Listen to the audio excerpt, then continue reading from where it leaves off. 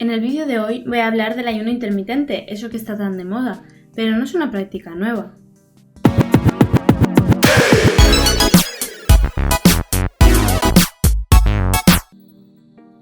El ayuno intermitente ha sido una práctica realizada desde los tiempos de cazadores-recolectores, donde salían a cazar sin haber ingerido ningún alimento y se alimentaban pocas veces al día.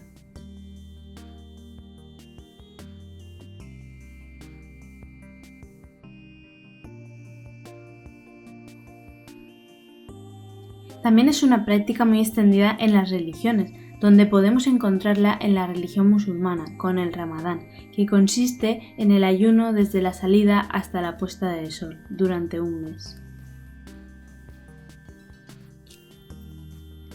También en la cristiana, con la Cuaresma, donde se suprime una de las comidas el miércoles de ceniza y Viernes Santo. En el siglo XVI, Paracelso ya escribió que el ayuno es el mejor remedio para la enfermedad. El ayuno que vamos a ver hoy se define como la abstinencia voluntaria de comidas y bebidas calóricas por un periodo de tiempo predefinido. ¿Pero qué periodo? Depende de lo que se adapte mejor a tus necesidades. Los más utilizados son el protocolo 16-8, 16 horas de ayuno y 8 de ingesta, y el de 24 horas de ayuno. Este debería ser máximo de 2 días por semana. ¿Y qué sucede en nuestro cuerpo en el ayuno? Al principio se consume la glucosa que tenemos almacenada en forma de glucógeno. Sobre las 12-24 horas de ayuno se activa la gluconeogénesis, es decir, se obtiene la glucosa de otras fuentes como la grasa. También tiene lugar la cetogénesis, es decir, la formación de cuerpos cetónicos por la oxidación de grasas, de donde se va a obtener la energía en lugar de la glucosa. ¿Qué beneficios aporta el ayuno intermitente? Se obtiene una pérdida de peso por el déficit calórico que provoca, pero no se han visto diferencias entre una dieta hipocalórica clásica y el ayuno intermitente en la pérdida de peso. Sin embargo, muchas personas prefieren comer menos veces al día, pero la misma cantidad por ingesta, por lo que suele ser más fácil restringir las calorías de esta forma. También mejora la flexibilidad metabólica, es decir, la capacidad del organismo para obtener energía de otras fuentes diferentes a la glucosa. También mejora la sensibilidad a la insulina, por lo que disminuye la glucemia, que podría ser beneficioso en diabéticos tipo 2. Mejora los factores de riesgo cardiovascular, disminuye la tensión arterial y también reduce los niveles de triglicéridos y colesterol, por lo que mejora la dislipemia.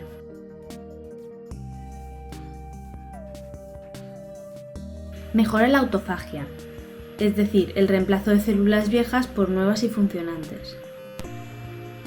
Disminuye la inflamación crónica y mejora la microbiota y produce regeneración intestinal. Además modula las hormonas hambre-saciedad y disminuye el hambre emocional. Parece que podría mejorar el deterioro cognitivo en enfermedades neurodegenerativas, aunque no hay muchos estudios al respecto de momento. Pero no todos son ventajas, también tiene desventajas. Al principio puede aparecer dolor de cabeza, por lo que es muy importante hidratarse.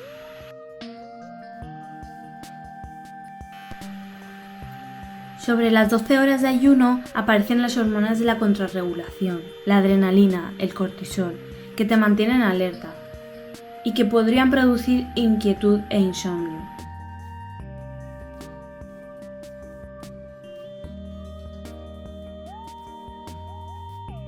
El exceso de cortisol podría disminuir el sistema inmune, sobre todo si no hay una buena alimentación. Además, al principio podrían aparecer molestias digestivas, sobre todo en personas que no están acostumbradas y que rompen el ayuno con mucha comida. El frío es otro factor a tener en cuenta, Durante la digestión aumenta la temperatura y durante el ayuno disminuye.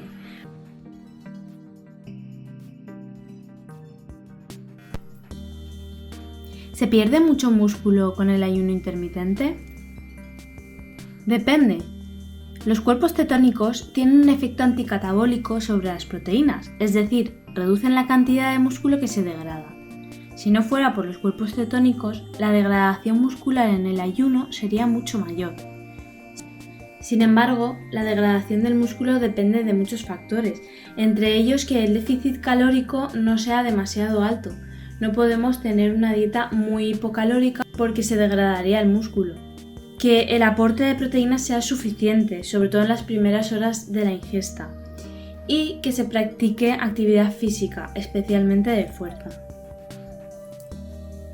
Pero cuidado, no siempre es conveniente realizar un ayuno intermitente. No se debe realizar en embarazadas, en lactancia, en personas con insomnio o estrés crónico. Tampoco en personas que tienen o hayan tenido trastornos de la alimentación, en personas de edad avanzada o en niños. Tampoco en enfermedades cardiovasculares, en cáncer. También mucho cuidado con los diabéticos, no deberían realizar este tipo de prácticas sin consultar a un médico. Además, si tras el ayuno necesitas darte un atracón de comida, con alimentos no saludables y en grandes cantidades, el ayuno intermitente no está hecho para ti, porque no obtendríamos los beneficios de este, sino todo lo contrario. Cualquier duda, déjamelo en comentarios y te la responderé lo antes posible. No olvides suscribirte.